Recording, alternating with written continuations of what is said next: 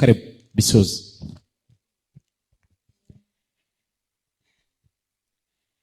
Kijana makini kabisa. Fanya masiala.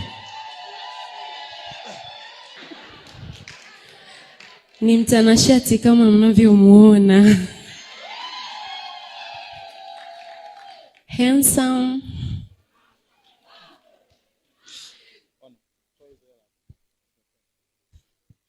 He's very brainful, intelligent.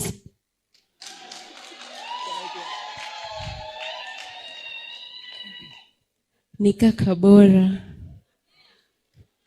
Ni baba bora.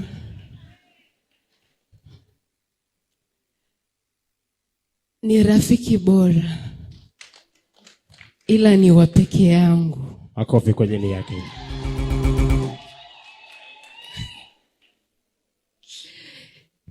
Nikisema hivyo, ninamaanisha kutoka ndani ya moyo wangu.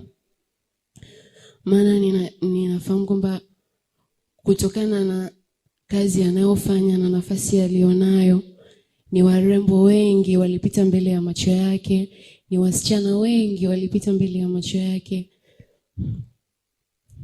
lakini hakuwaona. Wadada sema oh my God.